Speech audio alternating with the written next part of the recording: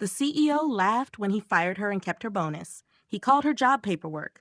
10 days later, regulators shut the door, deals froze, and the company learned what happens when you fire the person who actually controls the system.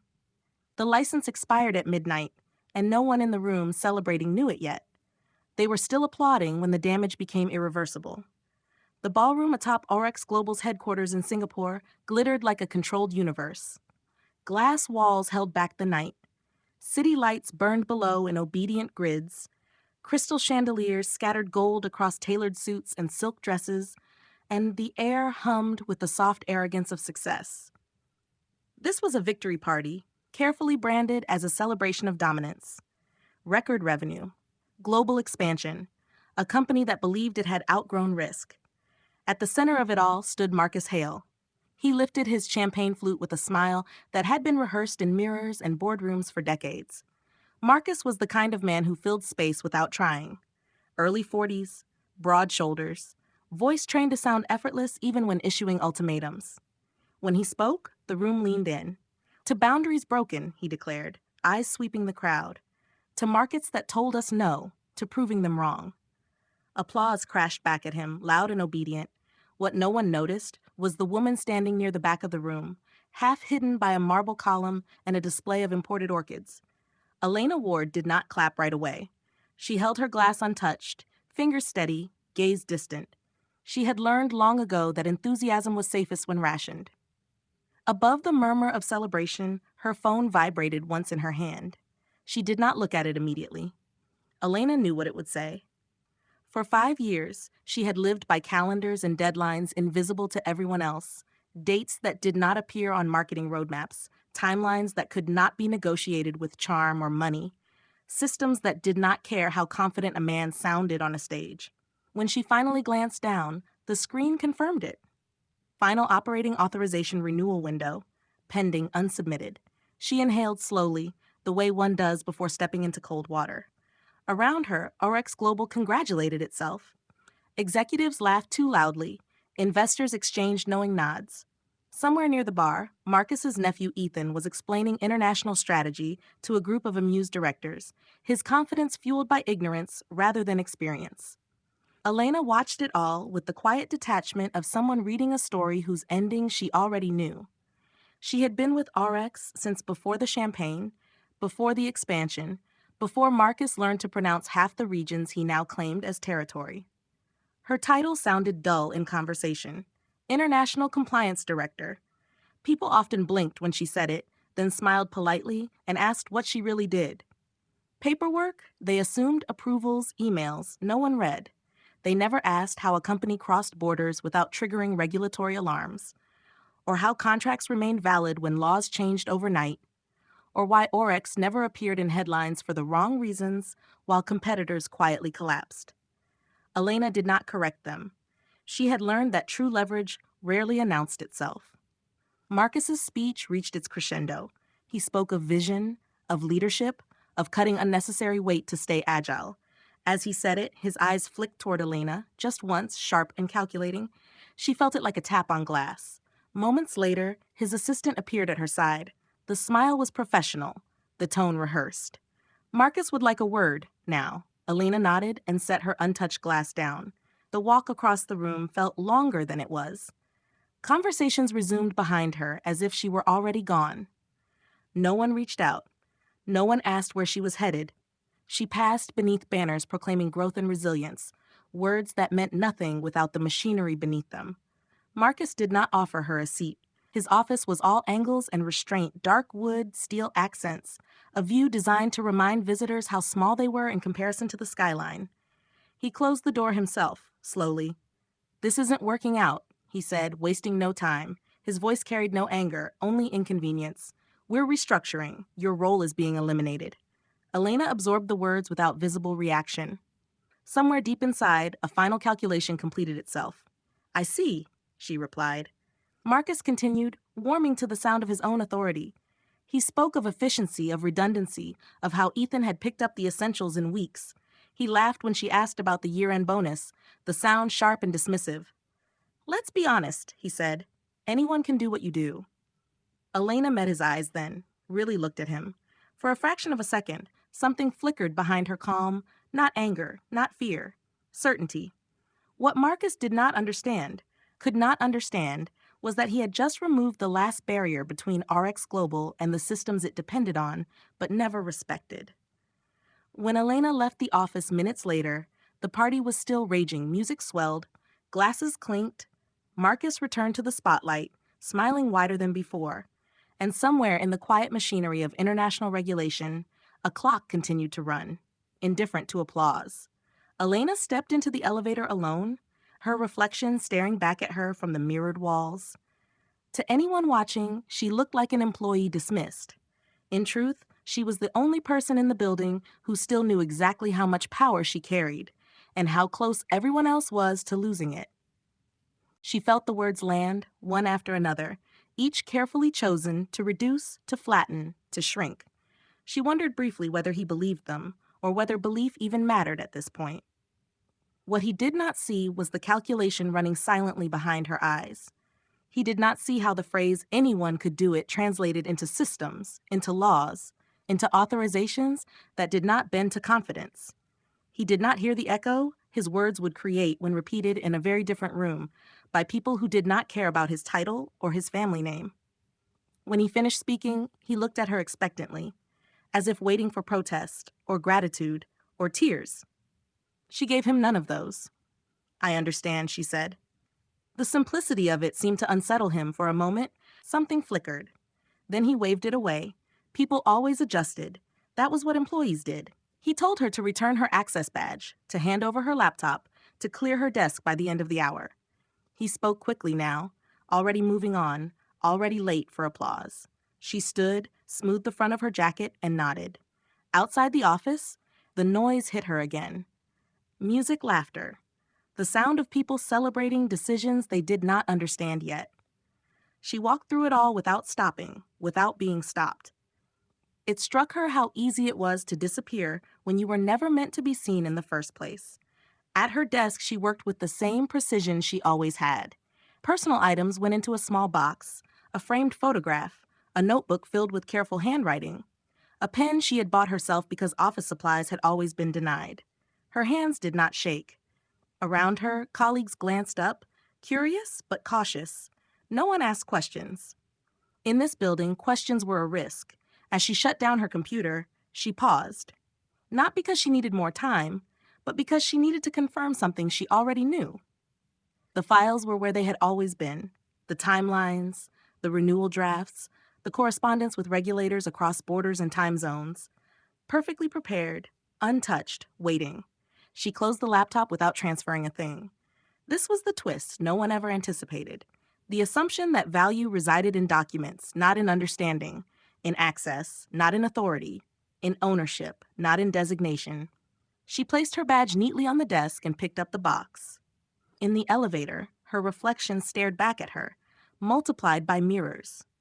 She looked exactly as she had that morning, composed, capable, employed in every way that mattered, except the one that showed up on payroll. Downstairs, the revolving doors turned slowly, indifferently. She stepped outside into the night air, cool and sharp, and for the first time since the meeting, allowed herself a breath that reached all the way into her chest. Inside the building, the man who had fired her raised another glass.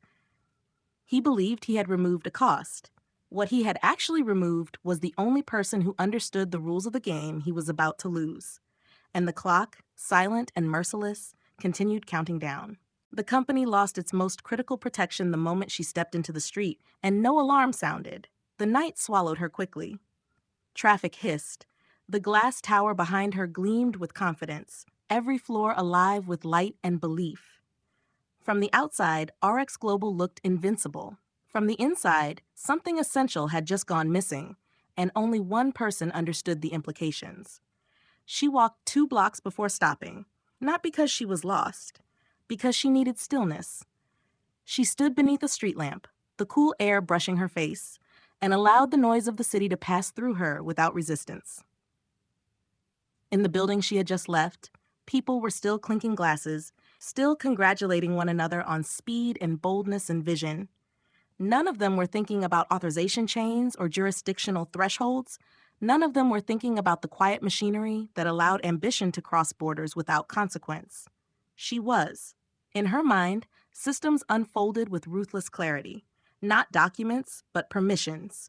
Not files, but recognition.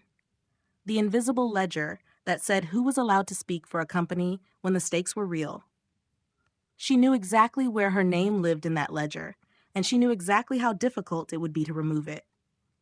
Inside the tower, a junior legal associate glanced at an empty desk and felt a flicker of unease. He could not have said why. He only knew that the silence felt different. Across the floor, a senior manager scrolled through emails, briefly irritated by a missing report, then distracted by laughter drifting from the ballroom of a friend. In the executive suite, the man who had made the decision leaned into another conversation, buoyed by approval, unaware that momentum had just turned against him. He believed the work would continue. That belief was the real mistake. At home, she placed the small box on her kitchen table and poured herself a glass of water. She did not turn on the lights right away. The city glowed through the window, distant and impersonal. She had spent years learning how institutions thought, how they responded to confidence versus competence. She knew which questions regulators asked first and which answers they trusted last. She also knew what she would not do. She would not intervene. Not yet. The next morning arrived quietly. Emails stacked up in offices she no longer occupied. A calendar reminder blinked on a shared system, unnoticed, then dismissed. The young advisor with the familiar last name skimmed a briefing and nodded, confident in his ability to improvise. He believed complexity could be bullied into submission. Across the city, she sat at her kitchen table with coffee cooling beside her and reviewed nothing. She did not open her laptop. She did not check messages. Her power, she understood, came from absence as much as presence. By midday, a call went unanswered. By evening, another followed. The regulatory bodies were not alarmed yet, only curious. Companies missed deadlines all the time. Some recovered. Some did not. The difference lay in who was authorized to fix the problem once it became visible. She was. That night, she slept without setting an alarm. It was the first time in years she had allowed herself that luxury. Somewhere in the dark, systems continued to tick forward, indifferent to titles and emotions. Time did not care about intent. Inside RX Global, tension began to coil. Not panic. Not yet. Just friction. A document that did not align. A form that required a signature no one could provide. A polite inquiry from an external office that landed with unexpected weight. The executive dismissed it at first. There was always noise at scale. He delegated, confident that urgency could be manufactured when required. But urgency was not the same as authority. She felt the shift before it became visible. Years of working within rigid frameworks had tuned her to subtle changes in tone. A message forwarded too carefully. A voicemail that ended with hesitation instead of routine closure. The system was beginning to notice the gap. She remained silent, not out of spite, out of precision. Power, she knew, was not loud. It did not announce itself with speeches or laughter. It waited. It allowed others to exhaust their assumptions. It revealed itself only when the cost of ignorance became undeniable. When she finally looked at her phone late that evening, she saw the missed calls and the unspoken questions behind them. She did not return any of them, not because she could not help, because the moment had not yet arrived. In the city, lights dimmed one by one, offices emptied, confidence lingered, unchallenged, for another night. The man at the top believed he had simplified his organization. He believed he had removed friction. What he had actually done was sever the only line that connected his ambition to reality. And reality, unlike employees, did not negotiate. The first warning arrived quietly, wrapped in courtesy, and it landed on the wrong desk. It came as an email marked routine review, the kind that usually passed through unnoticed. Polite language, neutral tone, a request for confirmation. In another life, it would have been answered within minutes. In this one, it stalled, unread, while confidence filled the room where answers used to live. Inside the tower, morning light flattened the city into something manageable. Meetings resumed, calendars refilled.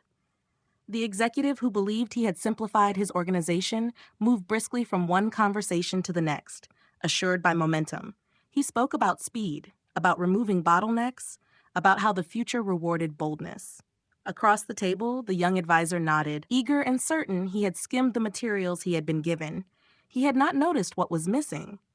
He believed authority could be borrowed like a jacket and worn convincingly enough to pass. In a quieter office several floors below, a senior operations manager read the email twice. Her brow tightened. The wording was careful, but the implication was not. Confirmation of authorized signatory, verification of continuity, a deadline framed as an assumption rather than a threat. She forwarded it upward with a brief note just checking. Hours passed. The reply that came back was casual, almost cheerful. Everything was under control. The advisor was handling it. No action required. She stared at the screen, uneasy. She had worked long enough to know the difference between confidence and clearance. She hovered over the keyboard, then stopped. This was above her pay grade, above her authority. The system, she told herself, would correct itself. Systems did not correct themselves. They escalated. Across the city, the woman who had been erased from the building sat at her kitchen table with the window open. The air carried the distant hum of traffic, and something else she recognized immediately. Pressure. It had a sound to it, once you learned to listen. A subtle tightening, a faint distortion in tone. She felt it when her phone rang. An unfamiliar number, a country code she knew by heart. She let it go to voicemail. The message was professional, calm, and unmistakably precise. A representative from an international regulatory office conducting a standard review, seeking clarification on a pending authorization. A courtesy call. The voice said, nothing urgent yet. She closed her eyes as the message ended. Inside her, two timelines ran in parallel. One, where she intervened early, smoothed the process, spared embarrassment. Another where she waited, allowed the consequences to mature into something undeniable. She chose the second. Back at Oryx Global, irritation replaced ease. Another email arrived, then another. The language remained polite, but the spacing between lines tightened. Questions sharpened. The young advisor felt at first a request for documentation he could not locate, a form that demanded a designation he did not possess. He laughed it off at first. Bureaucracy, he said, overcomplication. He assured everyone it would be handled. It was not handled. By late afternoon, the executive's confidence showed its first fracture. He stepped out of a meeting to take a call, his smile thinning as the voice on the other end continued without pause. When he hung up, he stood still for a moment, staring at the city as if it had shifted without warning. He summoned legal, then compliance, then operations. Each arrived with partial answers and complete uncertainty. Who was the authorized signatory now? When had the designation last been updated? How long did changes take? The room grew quiet as the answers assembled themselves into something heavy. Weeks, someone said carefully. He shook his head. That could not be right. There had to be a workaround, an exception, an override. There was not. Elsewhere, the woman listened to another voicemail, then another. She did not smile. She did not celebrate. This was not vindication. It was confirmation. She had not been paper pushing. She had been standing between ambition and collapse. As night settled over the city, a decision formed in the executive suite. He would call her. Not to apologize, not yet. To ask a question he should have asked long ago. What do we need to do? Her phone lit up as she was washing a glass. She dried her hands slowly before answering. On the other end, the voice was different now. Less polished, more careful. He spoke her name with effort, as if testing its weight. She listened without interrupting, hearing not just the words, but the realization behind them. The sudden understanding that the rules he had dismissed were real, and that the person he had dismissed understood them better than anyone else. When he finished, there was a pause. Then she spoke. The process is very clear, she said, and very unforgiving. Silence followed, thick and unfamiliar. The twist was complete. The woman who had left with a box and no badge now held the only map through a maze that did not care about titles. And the maze had begun to close. The application was submitted without her, and it failed before anyone realized what had been done. The notification arrived mid-morning, quiet and devastating. Rejected, incomplete, deficient in multiple critical areas. The system did not soften its language. It did not explain. It simply closed the door and recorded the attempt as a mistake.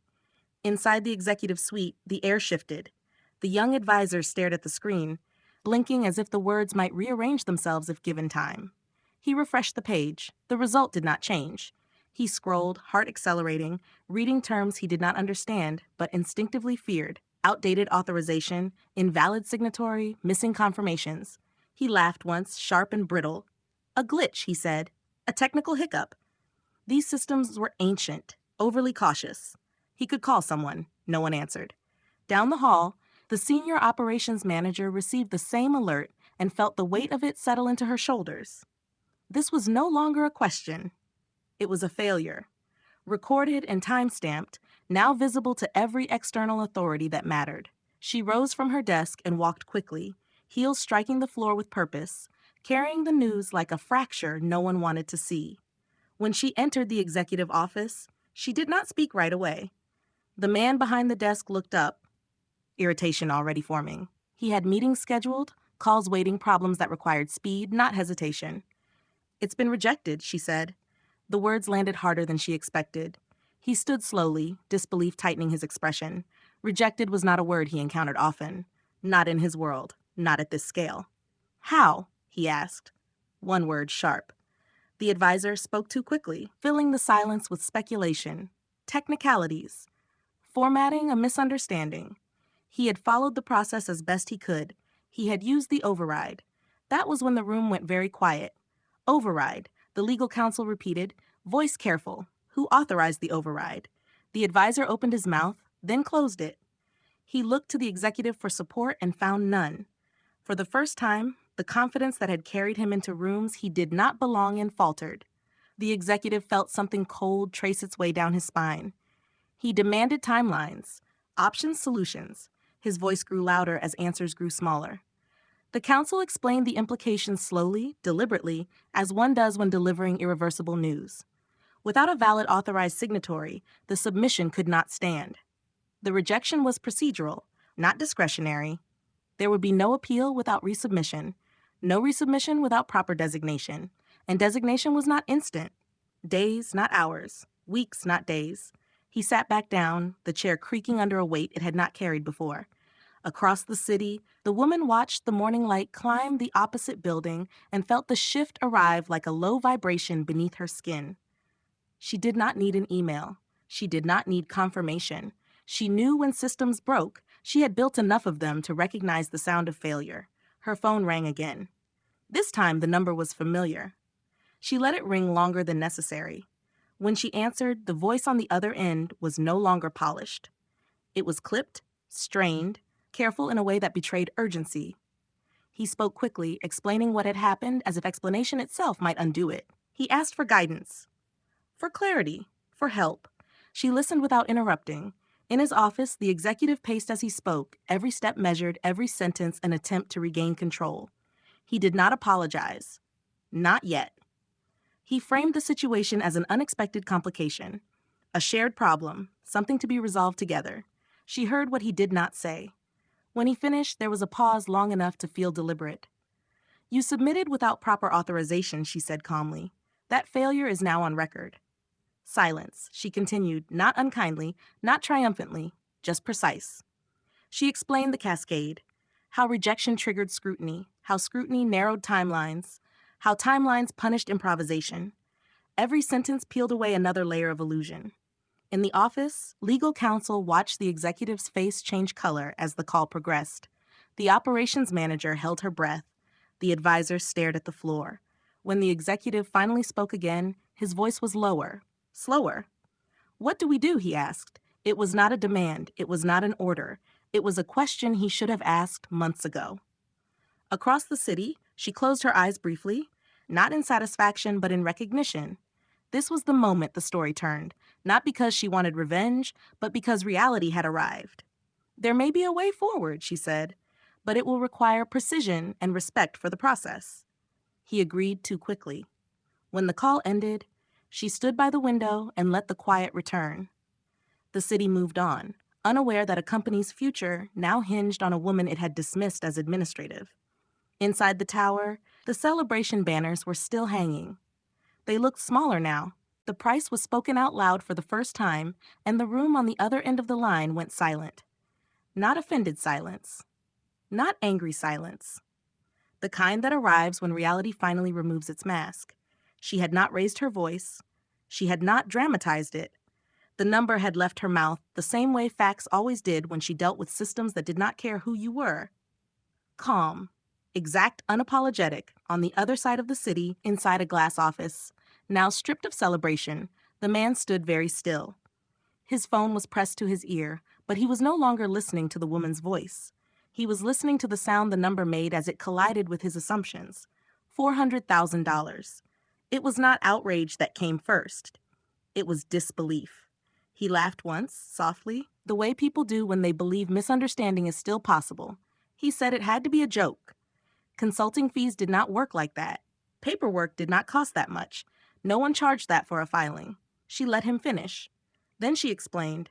She spoke of authorization, not forms, of recognition, not documents, of how institutions remembered people, not companies. She spoke of the years spent building credibility with regulators who did not bend for confidence or pedigree. She described the difference between submitting and being accepted, between appearing compliant and actually being trusted. Every sentence stripped the word administrative of its comfort. Inside the office, legal counsel closed his notebook slowly. The operations manager stared at the floor, jaw tight. The young advisor felt something unfamiliar rise in his chest. Fear, edged with shame. He had believed the role was simple because he had never been allowed to see its depth.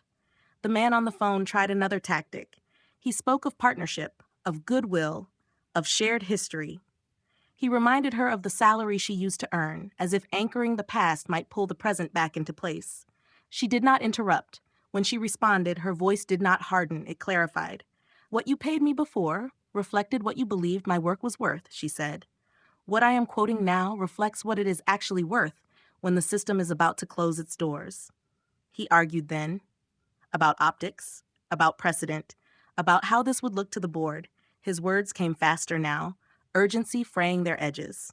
He accused her, gently at first, of opportunism, of taking advantage of timing. That was the moment the power dynamic finished turning.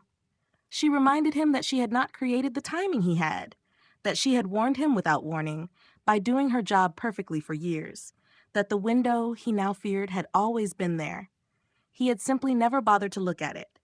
Silence returned, heavier than before. The man glanced around the room, at the advisors who would not meet his eyes, at the glass walls that had once felt expansive and now felt like exposure. He imagined the board call, the explanations, the questions he would not be able to deflect with confidence. He asked if the price was negotiable. She answered immediately, no. The word landed cleanly, not cruel, not smug. Final. She explained the terms, payment in advance. A clear scope, no guarantees beyond professional execution. The system would decide the outcome, as it always did. She would not bend it. She would only navigate it correctly. He closed his eyes. For the first time since the party, he thought about the moment he had laughed, about the way he had said anyone could do it, about how easily he had dismissed the woman now holding his future in balance. He agreed. The sound of that agreement was not relief. It was surrender to competence. When the call ended, she did not celebrate. She sat for a long moment in the quiet of her apartment, phone resting on the table, the city breathing beyond the glass. She felt no triumph, only alignment. This was how systems were meant to work. Value recognized, authority acknowledged, consequences understood. Across the city, the man stared at the darkened screen of his phone. $400,000 no longer sounded like an expense.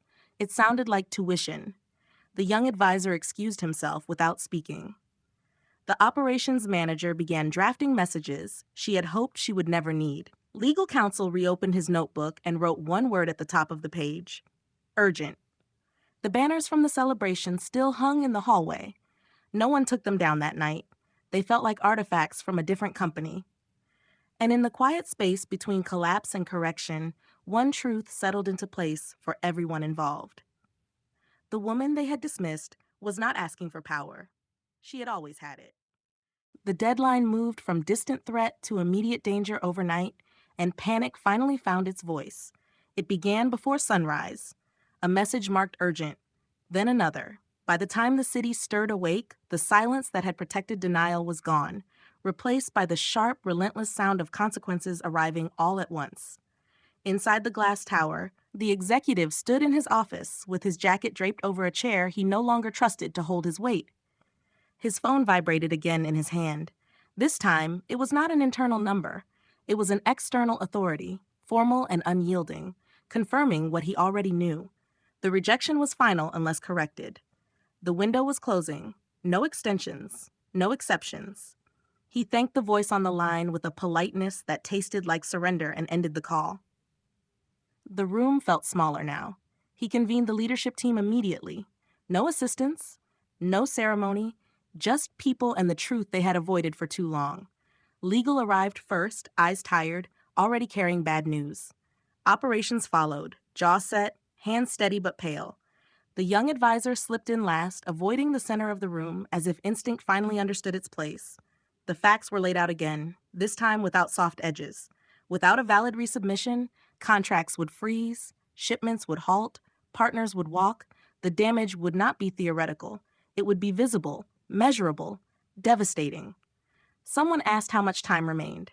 Not enough, came the answer. The executive closed his eyes. For the first time since the celebration, he imagined the company without the illusion of momentum. He imagined the boardroom questions, the headlines that did not flatter, the way success unraveled faster than it was built. He reached for his phone. Across the city, the woman was awake, not because of alarms, but because she understood rhythm. Systems had their own circadian cycles, and this one had reached its most volatile phase. She was making coffee when the call came in, the sound cutting cleanly through the quiet of her apartment. This time, she answered on the first ring. His voice was different now, stripped of negotiation, stripped of posture.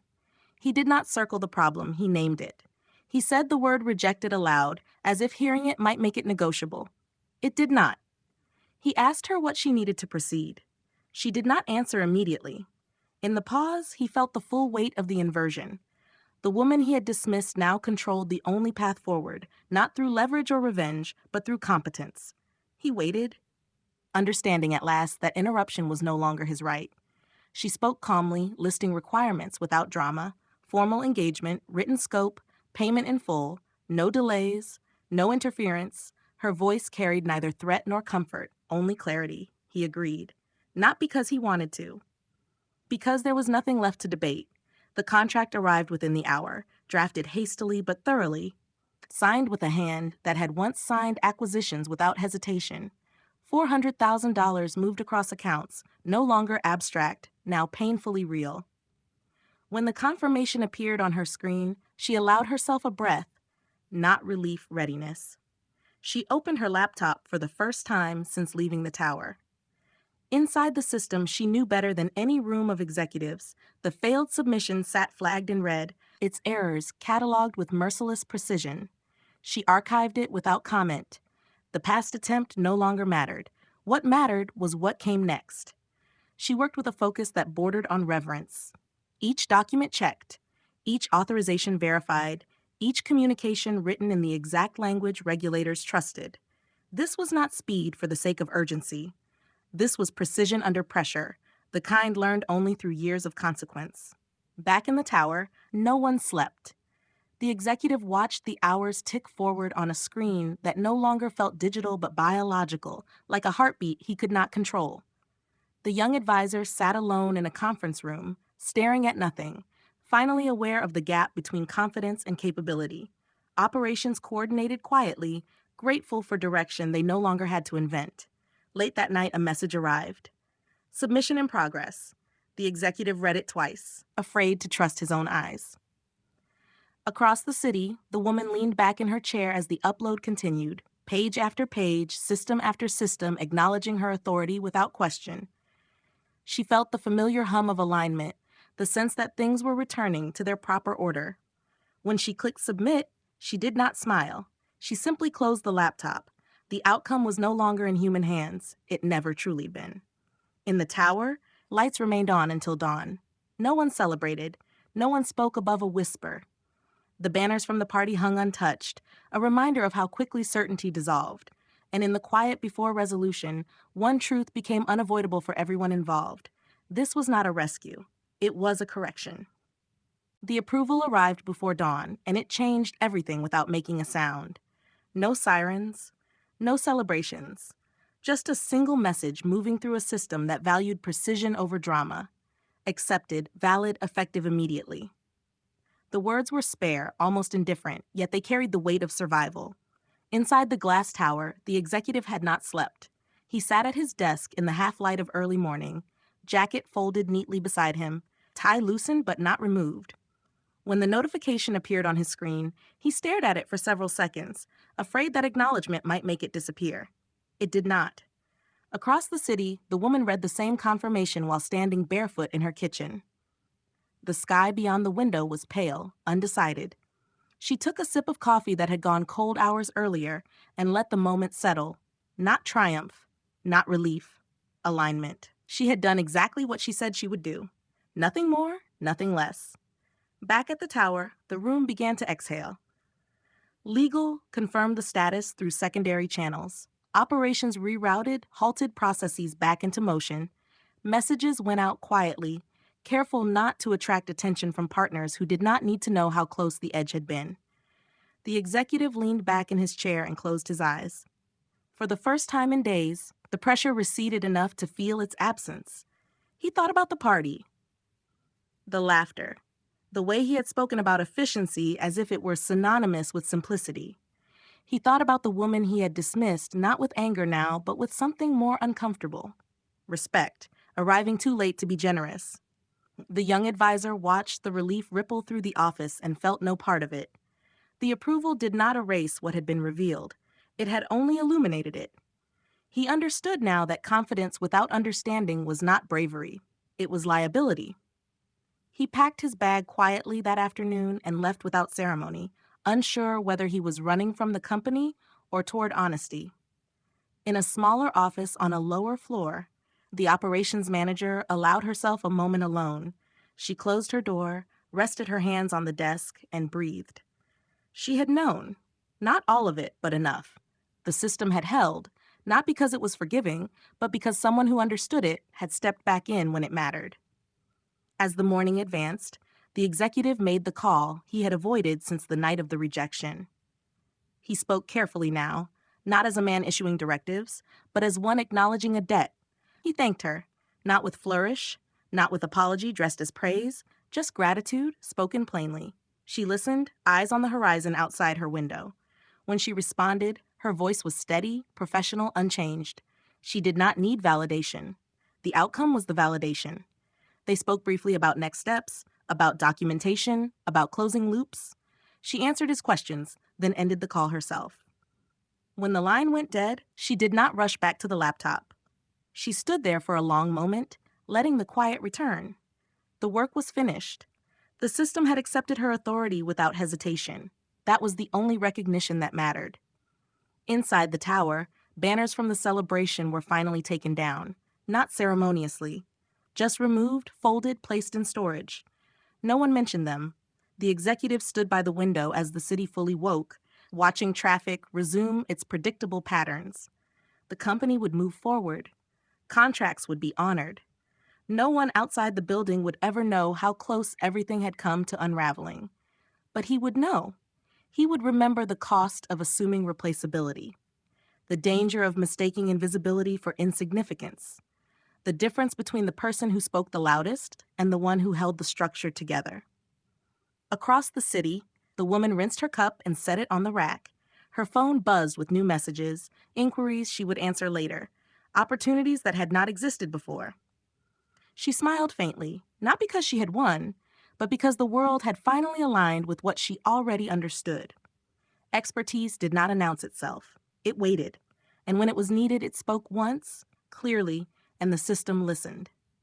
The apology came after everything was already over, and it cost nothing to say. It arrived as a phone call late in the afternoon, when the crisis had settled into history and the company's survival no longer depended on urgency. The city outside the glass tower moved on as if nothing extraordinary had happened. Traffic flowed. Markets stabilized. Confidence returned to rooms that had briefly tasted fear. Inside one of those rooms, the executive stood by the window and waited for the line to connect. When she answered, He did not speak right away. He seemed to be choosing words with care for the first time since she had known him. He said her name. Then he said thank you. Then, after a pause that carried more weight than the words themselves, he said he was sorry for how things had ended, for laughing, for dismissing her work, for assuming replaceable meant insignificant. The woman listened without interruption. She did not feel anger rise, nor satisfaction. The apology arrived too late to repair anything, but it arrived early enough to be acknowledged without bitterness. That was the strange grace of competence. When you know your value, you do not need remorse to validate it. She accepted his words with calm courtesy. Then she declined his offer. He had expected that part, though he had hoped otherwise. He spoke about rebuilding, about restructuring, about how things could be different now. He said they needed her, not just for the immediate future, but for what came next. She looked out at the city while he spoke, at the layered complexity of systems overlapping without chaos. When she responded, her voice was steady. She said she was pursuing other opportunities, not out of spite, not as punishment, but because the chapter had ended the moment he decided her work was invisible. They spoke briefly after that, tying off loose ends. Then the call ended. Inside the tower, the executive remained by the window long after the screen went dark. The company had survived. The board would never know how close it had come to collapse. The quarterly report would look strong, the market would reward continuity. But he would remember. He would remember the cost of assuming authority without understanding, the danger of mistaking silence for absence, the lesson that power did not always sit at the head of the table. In another part of the city, the woman closed her laptop and slid it into a bag she no longer associated with a single employer. Her phone buzzed again, and this time she smiled, messages, inquiries, quiet invitations from people who spoke the language of systems and recognized the kind of expertise that did not advertise itself. She replied to them thoughtfully, professionally, without haste. Later that evening, she stood on her balcony as the sky darkened, a glass of wine in her hand. The city lights flickered on, one by one, like confirmations. She thought about the years she had spent being underestimated, about how often she had been told her work was administrative, routine, easily learned. She thought about the $400,000 that had been wired without negotiation, once reality had clarified its terms, not as revenge, as math. Across town, the young advisor packed his belongings into boxes that felt heavier than they should have. He had learned something no business school could teach him. That confidence without competence was loud but brittle. That systems remembered mistakes longer than charm. The operations manager updated her resume that night, not because she wanted to leave immediately, but because she had seen what happened when organizations failed to value the people who kept them standing. She would not make that mistake with her own career. And the woman at the center of it all understood something even simpler. She had not won a battle. She had simply stopped subsidizing ignorance. The world did not change because she demanded respect. It changed because she withdrew her expertise, and the absence became unbearable.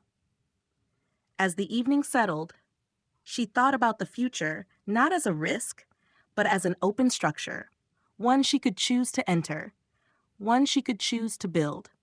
If this story resonates with you, if you have ever been the person doing the unglamorous work that kept everything from falling apart, consider this an invitation. Share your experience. Leave a comment about the moment you realized your value was greater than what you were being offered. And if you want to hear more stories where quiet expertise reshapes power, stay with us. There are many more systems waiting to be understood.